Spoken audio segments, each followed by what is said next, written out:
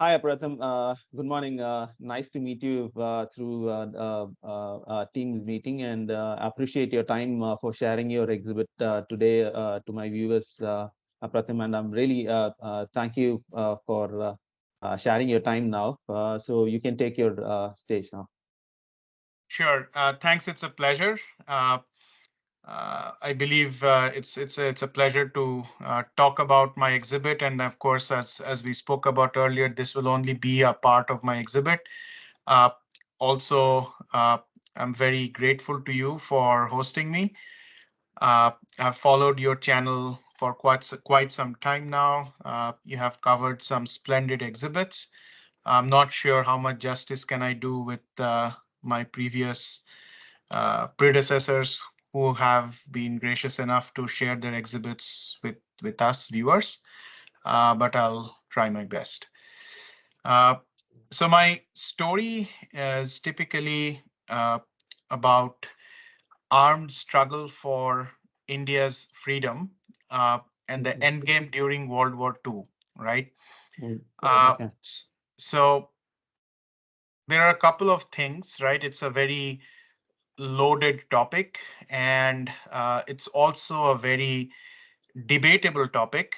And I'll try to share some of the anecdotes that I had, uh, but I need to explain the title a little bit more, expand on the title, if you will. So I called this Armed Struggle for India's Freedom. And why armed struggle? It's specifically because there has been a serious, I would say, narrative that India achieved its independence through Gandhian nonviolence struggle, right? And usually there have been books written about India's freedom struggle. I'm not the first person. There have been numerous works that have been done on this topic, both from a historical perspective as well as a philatelic perspective. But most often than not, you would notice that India's freedom struggle, or the armed struggle for India's freedom, we only know some anecdotal aspects of them, right? So Yeah. if today I asked you, name some revolutionary leaders, you would probably name Bhagat Singh, Chandrasekhar Azad, and all these people, right? And you might Yeah. be able to quote some instances of their bravado, if you will, but that's about it, right? But how did all of this come into being, right? And if we typically focus on uh, the end game during World War II, and it will become uh, clear in the subsequent versions or subsequent chapters of this series that we are planning to do. Why I'm calling this Endgame? Because it's really during World War II that all of the revolutionary movement that came into a consummation of everything that had happened in the past, and it was executed by, of course, under the leadership of Netaji Subhas Chandra Bose, right? And what this exhibit is not is, I think it's very easy to define what it is not. It is not about Netaji Subhash Chandra Bose categorically, although of course we will see what it is per se. Uh, but it is about the end game, or the process, or the whole movement, right? That's what I want to focus on through this exhibit. Mhm. And I have been exhibiting this in the social postal history category in FIP2C, right? Okay. And that is a new way of exhibiting or enjoying philately. And this is where, a part of my introduction comes rather. I started philately quite young. As a my primary focus was to get into the thematic aspect of it. And of course, I was fascinated by Indian freedom struggle, have been very passionate about it, and have seen some of the exhibits by Gandhi collectors, and I was really discouraged to sort of realize that there's not much I can contribute. So this seemed to be I would say, a sweet spot for me to expand my collection and my exhibiting habits, if you will. And this is where I am, right? So just to give some context, so 90% of the materials in this exhibit fall in between 1939 and 1947, and 10% highlight the preceding geopolitical events as prologue, which is exactly what I said when I said that this is a movement. I want to establish that uh, how am I categorizing this as a movement? And today's presentation will be primarily on this 10%, which talks about geopolitical and preceding events, right? Okay. So this is my title page, right? And Mhm. I start off with this very interesting item that I picked up very recently. So if you look at this, this is a soldier's letter from Peshawar to Cheshire in England, right? And this has 1 penny, like a Great Britain stamp, but this is obliterated by Cooper Type 5 cancellation 228 of Peshawar, right? Mm. Now, why do I uh, use this on my title page? It's because this is written by a soldier who was part of the 7th Royal Fusiliers, right?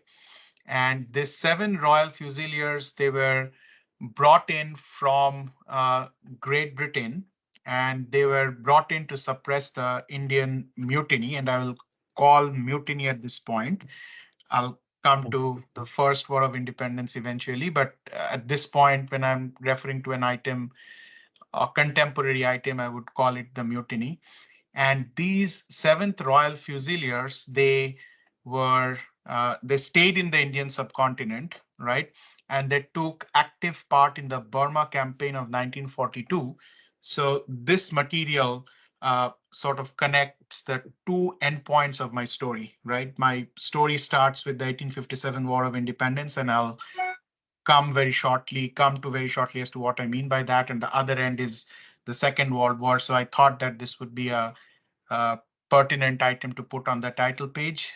Not to belabor the rarity of this. This is only one of 11 penny rate usages known to have paid the soldiers concessionary rate during the mutiny period. And you can find the census of this as well in this particular reference, which I will cite later. Uh, the other item on my title page is a cartoon, right? And this was in Shashin Shuho. So this Shashin Shuho were the magazines that were published by Japanese administrations. And as you can see, there are Congress flags, right? And Churchill is being, it's a cartoon where Churchill Yeah. was sitting and everything was disrupted, right? And there's a very interesting thing right away from this picture you can notice is that, there's always this debate about armed resistance, how Netaji and Subhas Chandra Bose cannot be, sorry, Gandhiji and Subhas Chandra Bose should not be talked about in the same breath.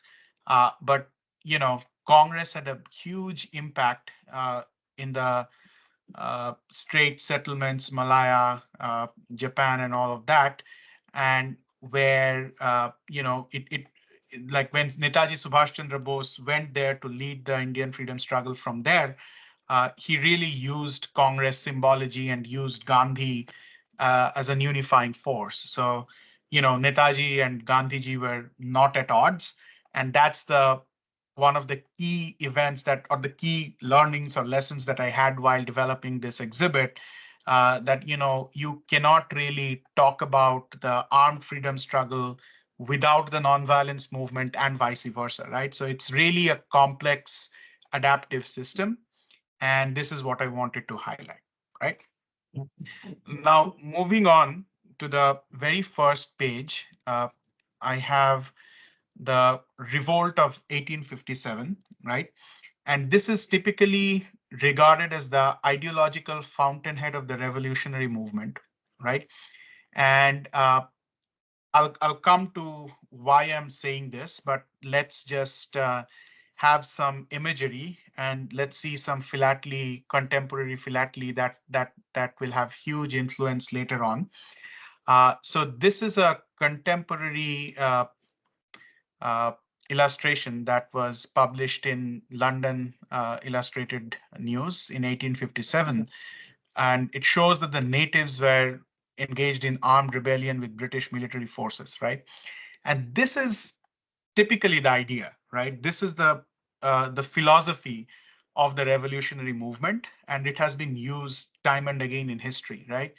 What is it? It's the idea is very simple that British are here in India, right? And India, and they are trying to disrupt the life of the natives, and the natives would engage in armed rebellion as a united force, and the British would not be able to tolerate that, right? And it will really be a huge losses for the British, right? And this is exactly like this story of that happened back in 1857 that played out exactly we will see during the First World War and also the Second World War Wow. during the last War of Independence, right? So this is the, I would say, the philosophy of it.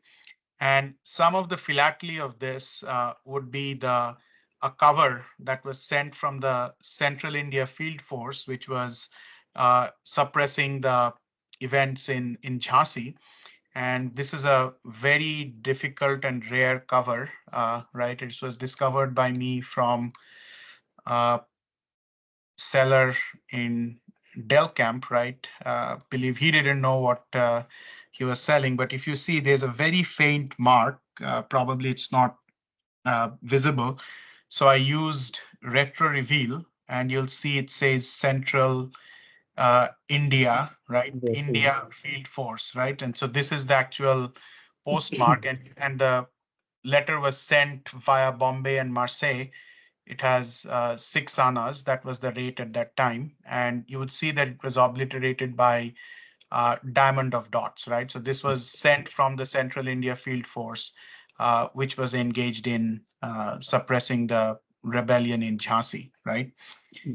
And this is another cover from Jhansi itself, right, which is sent by an officer, Lieutenant E. Clark, and he was the Deputy Commissioner of Sagar, right, that also took an active part in the rebellion. So right after the rebellion, when post offices opened, they had these type, Cooper categorizes them as type 5A, 131, sent from Jhansi. Beautiful cover, right? I thought that this would be a pertinent item as well. And lastly, this is another gem. This is the Sagar Field Force, right? Beautiful. You can read it as well. And this letter was sent from the Sagar Field Force, which is same as the diamond of dots. And then it was obliterated again at the Sagar Civil Post Office, which is, you can see there's a diamond of bars here. And from there, it was sent to Bombay, which is the Bombay GPO delivery mark, right? And these field forces were exactly, directly tied to the revolt of 1857. And I thought that it would be a nice way to start the exhibit with these as my ideological fountainheads. Okay, now moving on a little bit further, right? Right after the revolt, this is what everybody knows, right? So India became a crown colony after the revolt of 1857, and it came under the rule of a governor general, which is what you see. These are camp post offices of the governor general. These were, again, very short lived, very difficult to find these covers. Uh, so this is written from that camp in 1863 that became a part of, that was a consequence of, or this colonization of India was complete to some extent. After the revolt of 1857, India was a colony, and then during that time, these postmarks like camp post offices of GG or Governor General were used. Okay. However, not until 1877, right, Queen Victoria would be proclaimed as the Empress of India. And there's a huge political reason for it. The reason was, again, the revolt of 1857, because the British were so scared of the natives rising against them that they wouldn't officially declare Queen Victoria as the Empress of India right after the revolt of 1857. So it took them almost 20 years to understand what the masses are and declare Queen Victoria as the Empress. And also, there are connotations to it. I have written about it in an article in the London Philatelist that during this proclamation Darbar itself, the seeds of the Indian freedom movement was beginning to take shape because there was a person named Ganesh Vasudeva Joshi. He read out to Queen in the Darbar. Of course, Queen Victoria was not present in the Darbar, so he stood up and he read out a proclamation that said that Indian citizens should be granted the same rights as British subjects, right? And that was a very powerful statement back in 1877, because by then people, or this sense of differential treatment was already getting into the ethos of the society. And that's why it is widely regarded by historians that that event or that incident spearheaded or sparked the Indian freedom movement of some sorts, right? Right after that, the Burmese War happened in 1886, right? And right after the Third Burmese War, Burma came under the British Dominion, and it's also a very important aspect of this story because most of this story, as you will see later on, happened in the on the eastern front of the Indian subcontinent, right? And this is a cover of the Burmese subfield PO during the Third Burmese War. It's a double-rated cover sent from the field post office Mandalay, like field post office to Surrey in England. And lastly, in that, like during that same time, of course, the British Andaman and Nicobar Islands became a part of British colony much earlier, but we will also see that Andaman and Nicobar Islands had a very strategic role to play in my story. And this is a cover right after Burma became a part of British Empire, a usage from Andaman and Nicobar Islands during that time as well. Okay, now moving on to some of the strategic locations, right? So this is the northeast frontier between 1943 and 1944, and this is the region where most of the movements or the war, right? That's where it took place, right? So this is the area, and you will see that there are locations called, you know, Chin Hills, Manipur, Lushai Hills, and all these places. And these were extremely strategic because the Japanese would occupy most of Burma and they would try to enter India using this route, right? So this is the region and it becomes the central strategic location of this story where all these events are taking place in 1944.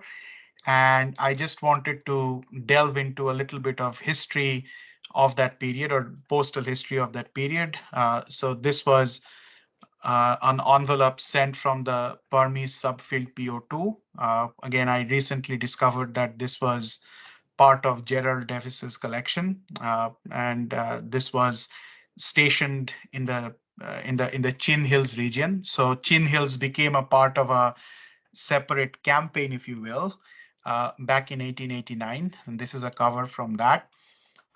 This is again a letter from the subfield PO2 two with like sent from Pakoko to Bombay to Ireland, and this was a part of the the Chin Hills expedition as well. So these are the only two, not only, I think there was also another postmark, but these are the rarest of the postmarks that are recorded during these campaigns, and very few covers are known. So I thought of elaborating on the contemporary postal history using these items.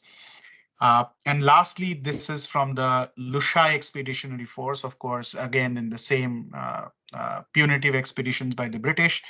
And this was a local post office. No special FPOs were known, but there were special postal arrangements that were made. However, this cover is very interesting because this was sent to this gentleman who passed away uh, while serving in the Lushai Expeditionary Force. And that's why it was attempted to be delivered, but then it could not be delivered. So it went from, first you will see that there are two Chittagong postmarks. So one of from Chittagong, it was attempted to be delivered to the Lushai Expeditionary Force post office, but it could not be. So it came back to Chittagong, to Bombay, stayed in the Bombay DLO, Chittagong to Calcutta DLO. Then it was released from there to the Bombay DLO, and eventually it was sent back to where it came from in the UK, right? So again, just to summarize, these are the covers that are associated with the key events through which the British occupied this region, and very difficult to find covers, and I thought of having them here to expand on this story.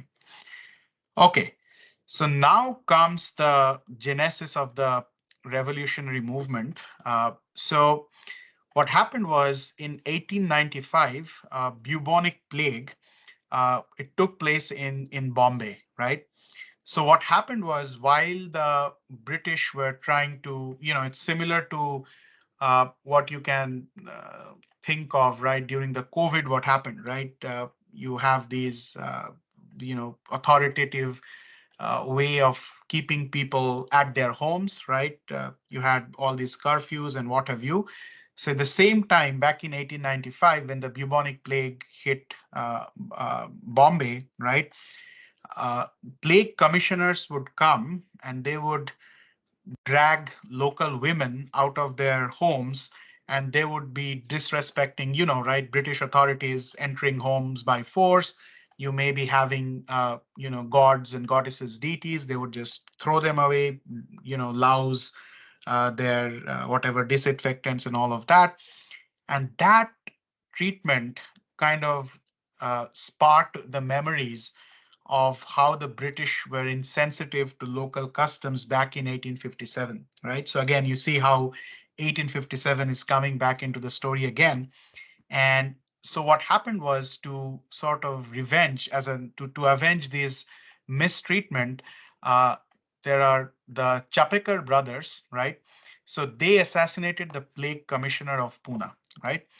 And their martyrdom really sparked the revolutionary movement in India. And it has been recorded that Vinayak Damodar Savarkar, who is the person of this entire, or the ideological fountainhead of this entire revolutionary movement, he was inspired by the martyrdom of the Chapekar brothers, and that was his coming of age, right? And then he would eventually found the Abhinav Bharat and all of that.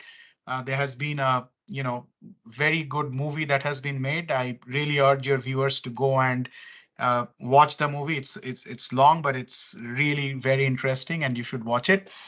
Uh, and this is a cover from that period, which was disinfected. It was sent to the Indian contingent in South Africa, right, who are engaged in the Boer Wars.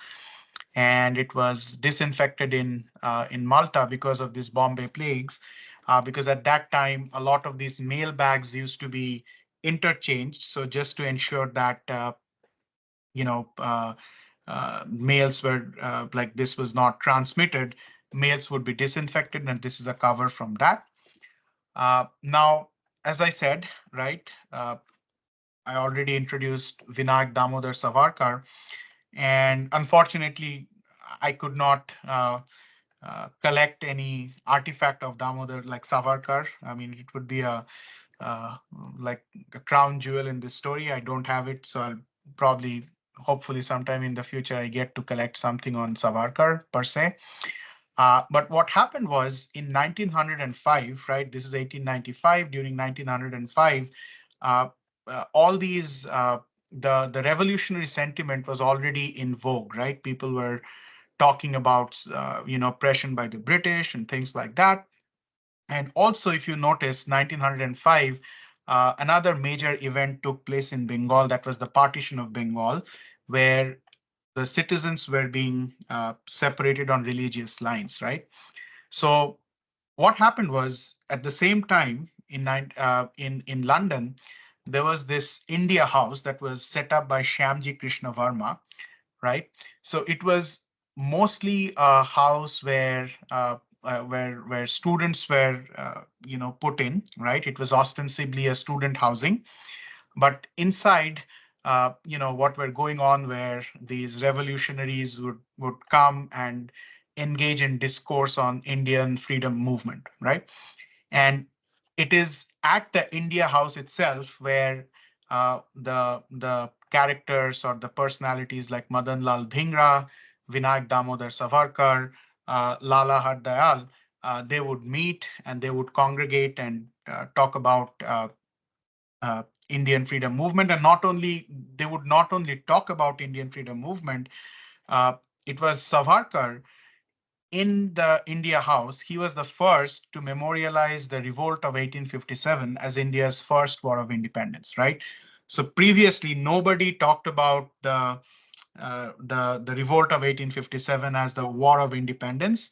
It was being regarded by the British as mutiny. It is still regarded by the British as a mutiny, which in spirit it was, but it was the sensitive is the I'm not getting the right word. He was the person who actually memorialized the event, and he flew the narrative of Indian War of Independence, and all of that happened at the India House, right? Hmm. However, the fate of the India House would be closed when Madan Lal Dhingra, he would assassinate Curzon Willie, and Curzon Willie used to be the charge of the intelligence operations.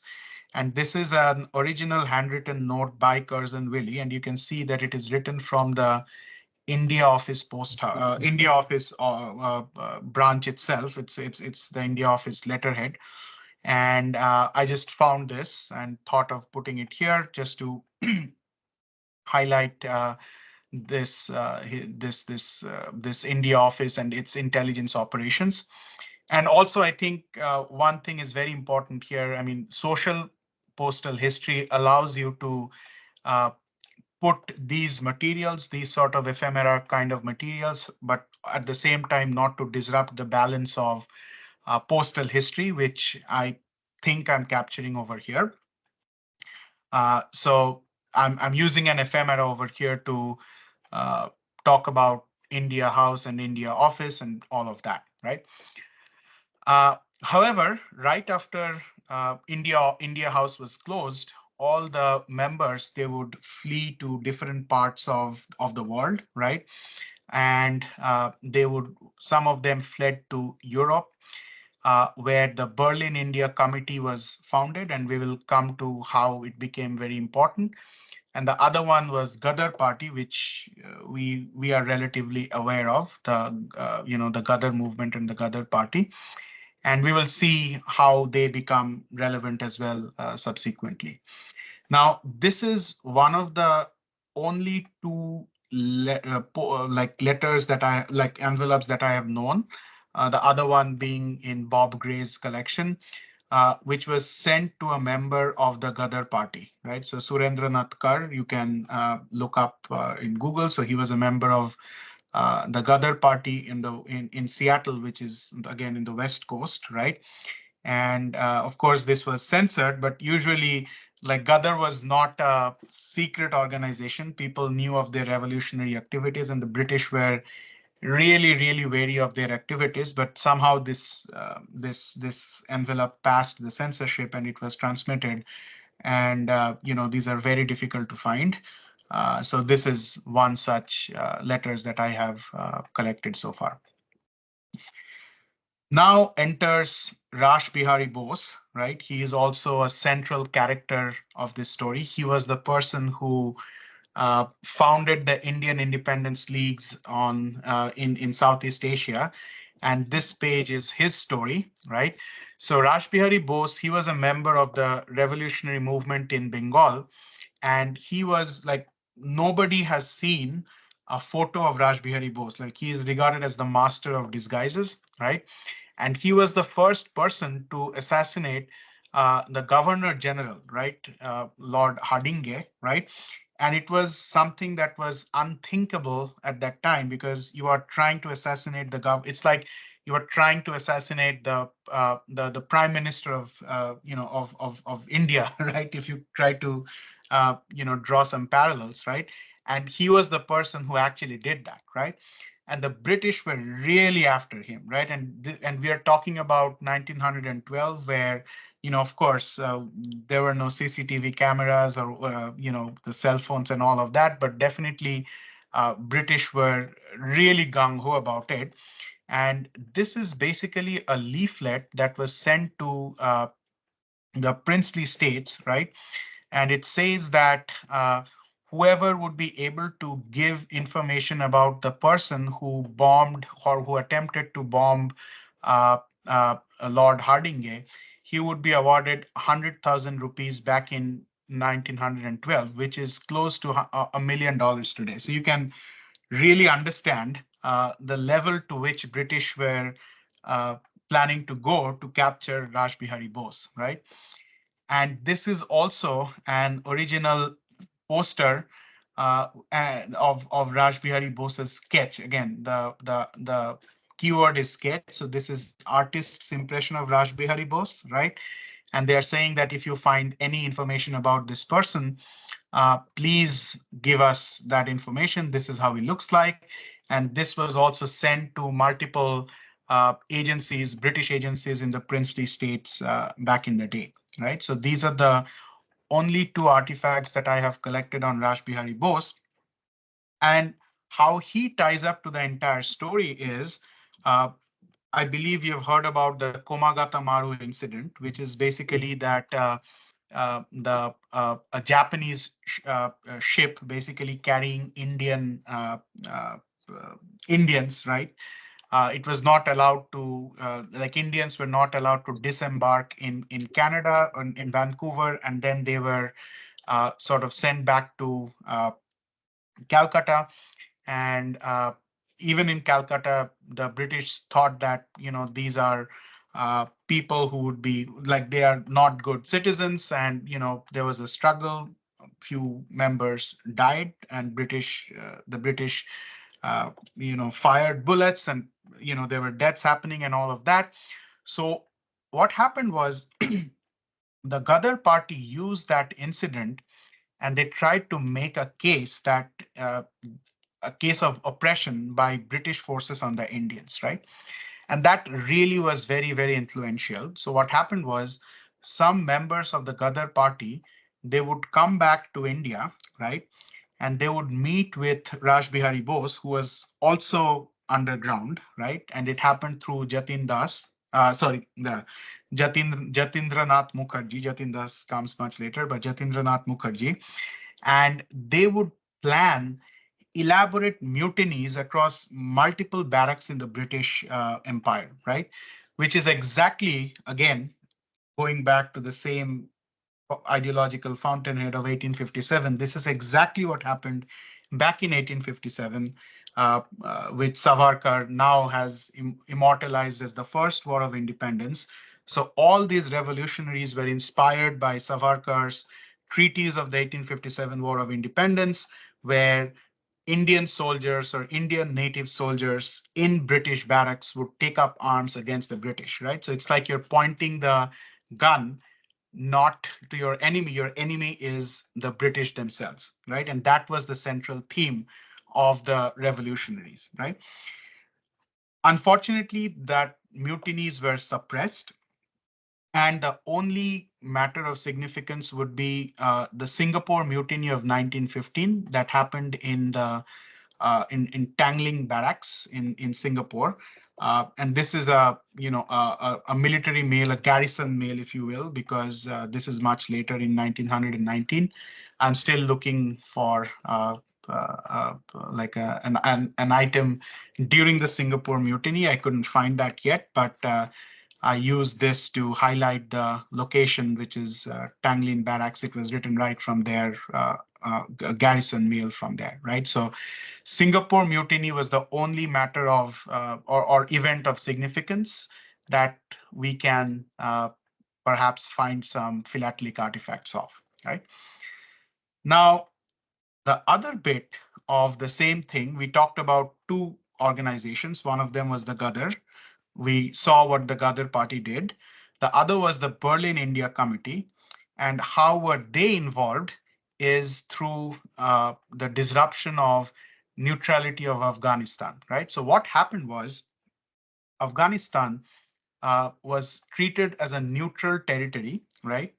It was a after the Second Anglo-Afghan War, the Afghan emir, he was a sovereign ruler of Afghanistan, and they maintained a neutral stance, right? However, during Second World War, during the First World War, Afghanistan, if you think of it, if you remember the map of the subcontinent, it's a key strategic entry point, right? And there was also Russians could also enter India, right? So what these revolutionaries thought was that if they can disrupt the peace in Afghanistan, then the British forces would be really, really weak. And if Afghanistan joins the central forces, right, which is against the British, right, then half of the battle would be won, right? So how do they do it? So what they did was in Germany, there was this prisoner of war camp, which is called Halbmondlager. What that means is crescent moon or half crescent moon, right? So it was a Muslim camp, right? So it was a camp for the Muslims, right?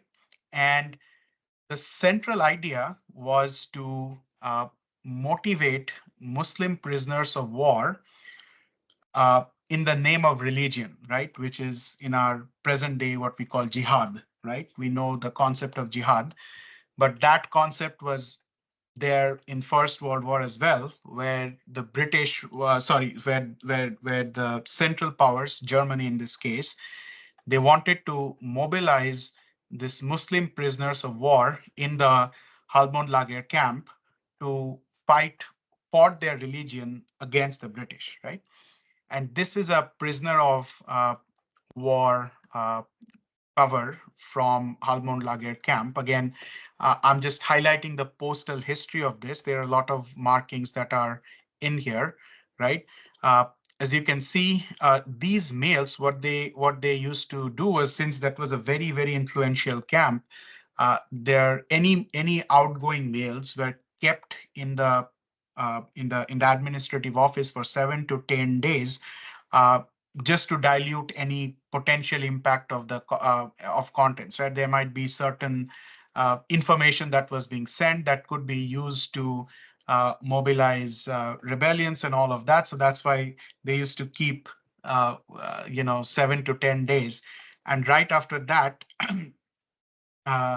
they used to put this FA, what was Frist abgelaufen. What that means is that your deadline has passed. So that means it is now ready to be dispatched from the prisoner of war camp to the civil post office, right?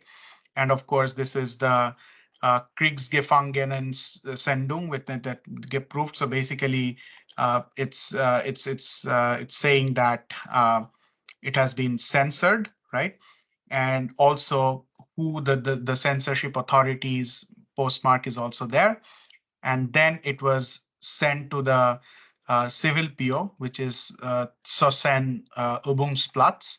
From there, it was transmitted to Paris, right? So this is the story of that cover, and this is an original photo from that prisoner of war camp in Halmond-Lager in Zosen, right? Now, what would happen is this person called Raja Mahendra Pratap, India has issued a stamp on him in 1979, I believe, if I'm not wrong. So what Raja Mahendra Pratap would do is he would, with this with these folks, right? It's Werner von Hentig and Captain Niedermeyer, and this expedition is called Niedermeyer-Hentig expedition, right? What they would do is that they would go to Afghanistan with these Muslim prisoners of war, and they would try to persuade the Emir of Afghanistan to join the Central Powers and break their neutrality or their neutral position, right? But the Amir of Afghanistan wouldn't do because he was extremely sort of fascinated by Western culture. But what they would end up doing, and we would see some impacts of that as well, they would be disrupting the local peace of Afghanistan, right? So a lot of these locals of Afghanistan, they would rise in rebellion, right? They would say that the emir is is a British agent. It has been recorded that ab wo Afghanistan nahi rahe. So now we are talking about a religious sentiment. So they were able to stir up the locals of Afghanistan, and they would fight the British, right? And the best part, or some sort of I would say, a push would come when the locals would learn about the fall of Kut al-Amara, which is the worst British defeat during World War One, where again at that time Indian soldiers were a part of that expedition, but once like on the British side, but once once the Turkish forces were able to defeat these the British forces, the Indian prisoners of war at that, I mean, of course, the Indian soldiers would become the prisoners of war, and they would fight for caliphate, right? So because Ottomans were, at that time, again, we are talking about religious allegiance. So now they're saying that, okay, we were previously fighting the British for money, but now we are going to fight for a religion which is symbolized or put forward by the Caliphate of Turkey, and that's why we would fight for our religion and not for the British, right? And this is one of three recorded postcards where you can see that the British Indian postal stationery, which is it's a King Edward VII postal stationery. It was hand over printed, and it was sent from Turkish field post office uh, to Germany, right? And this is only three are recorded. This is ex Jeffrey Flack, the other two being one in Sandeep's collection, and the other one would be with I'm forgetting his name. He's also a member of Stephen Zwillinger. I think that from him I learned of the existence of these postcards, and I was very happy to procure one of them and display it in my collection. And the locals, as I was coming back to the contextual story, the locals would know of the defeat of the British and this changing of allegiance of the Indian Muslim POWs. Locals of Afghanistan would know that, and they would be even more enraged, right? And they would be even more motivated to rise against the British. And this is perhaps the only recorded mail from this campaign, right? This is a operation against the Mahsuds, right? So the Mahsuds were a local tribe, and they would just, disrupt any British settlements in Afghanistan during that time. And this is a mail from that campaign, right? As you can see, on service, no stamps available. It was first handled through Bannu, right? And also there was this tax mark, which was later obliterated because I believe uh, the regulations changed, where they said that, since this is an on-service mail, they would be carried free of charge, and that's why this mail was carried that way. I mean, I have seen multiple campaign collections, but I haven't seen this in any of them. So this is a very pertinent one and a direct impact of the revolutionaries, of the Kabul mission that happened in Afghanistan, right? So now we know, right, what happened, right? So this was perhaps the end of the revolutionary activities. So they were not quite successful, right?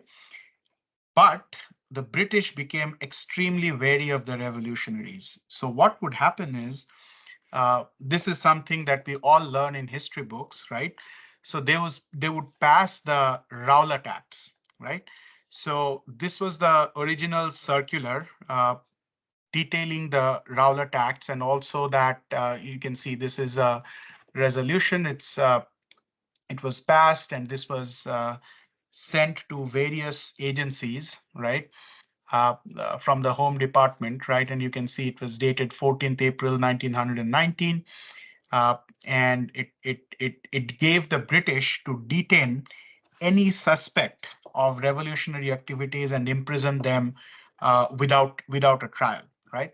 And that really enraged the masses, right? The Indian masses, and we know that it was the Rowlatt Acts, which for which there were hundreds of peaceful protesters in Jallianwala Bagh who were massacred by the British police, right? So we talk about Jallianwala Bagh, we read about Jallianwala Bagh, how peaceful protesters were, massacred, and how that springboarded the civil disobedience movement by Gandhi. But we really don't study in our history books what was the reason for the British to pass this Rowlatt Acts in the first place, which was exactly a consequence of the revolutionary activities that happened during the First World War, right? And this is another letter that I have collected, and this was a spy letter, right, during that time.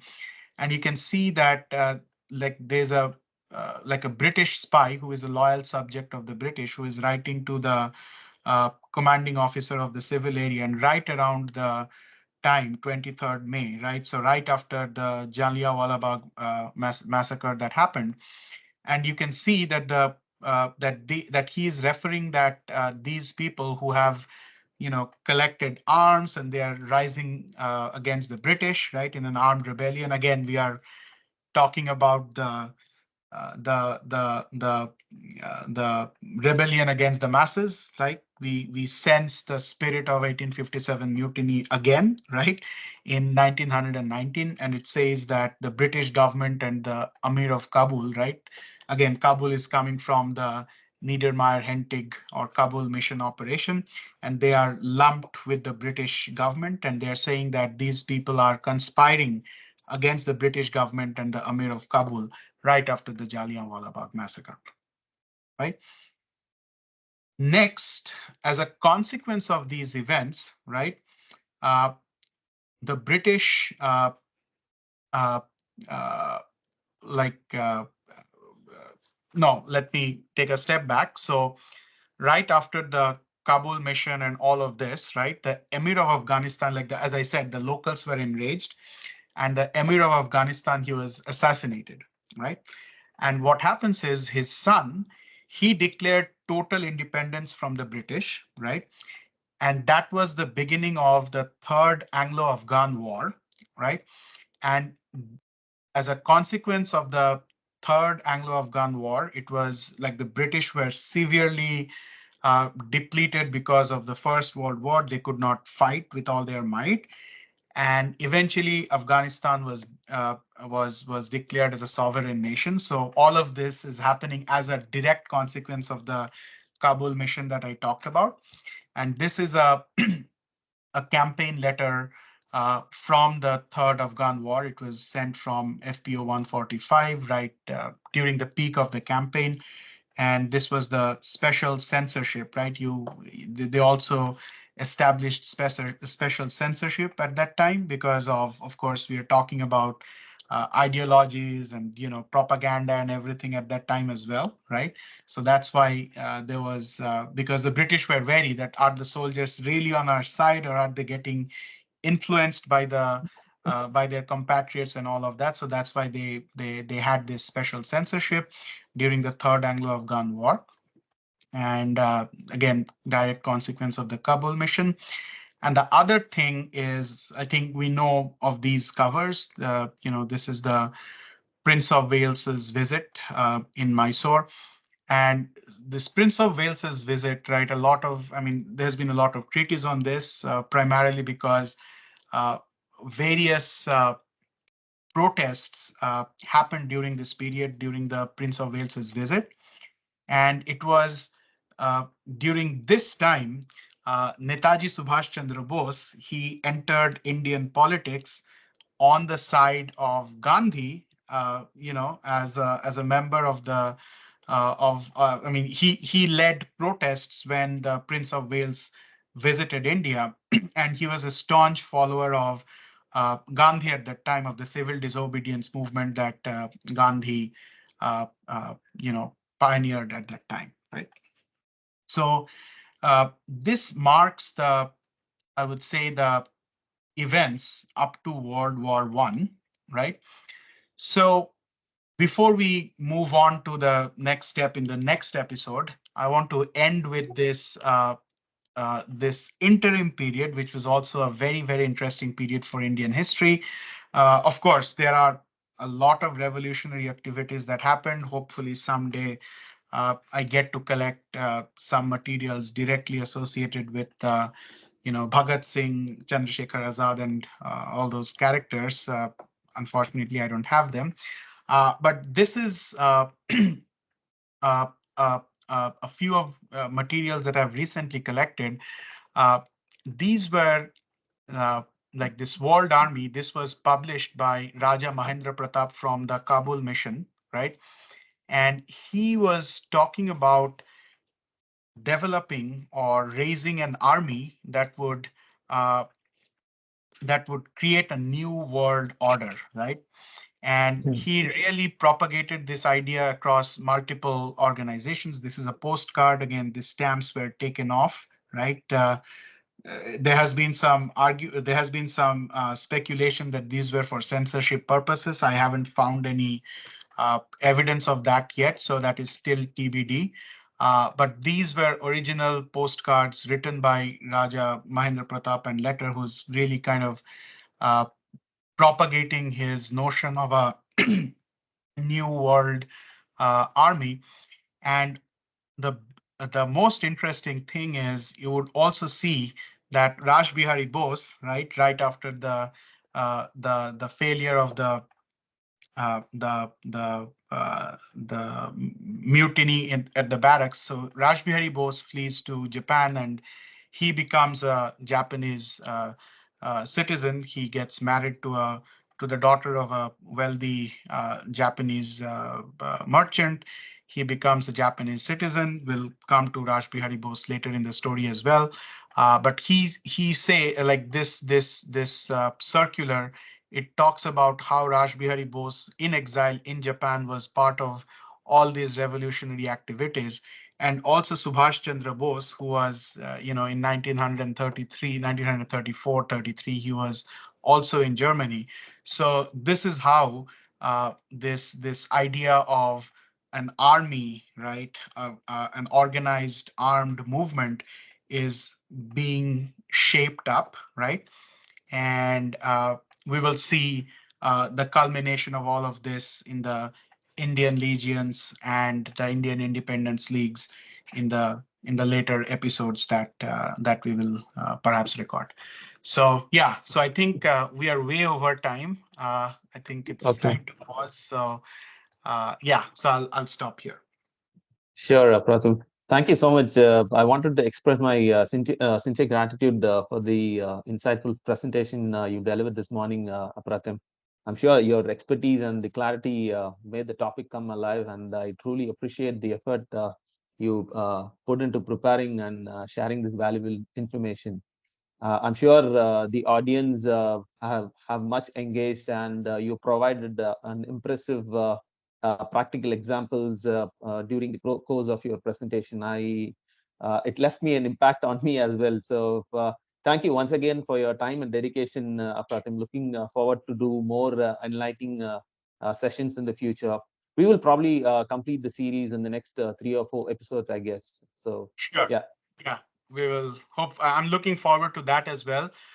Just to it's not much of self promotion, but I'll just uh, ask your viewers to check out this website. So I have also provided all of this in the form of a web page, and you would see all of this what I have said, right? I mean, you might want to just verify the sources. So this is uh, a fruit of, I would say, rigorous research that has been done. So all the references with the PDFs and everything would be found here as well. And I sure. would really encourage your viewers to check out this indiarevo.infila.net if they want to know more. Yeah, thank you. Sure, Pratim. Yeah, yeah, I'll provide this link on the description of my on my channel as well. Sure. Thank you. Thank you, Pratim. Yeah, thank you, Pratim.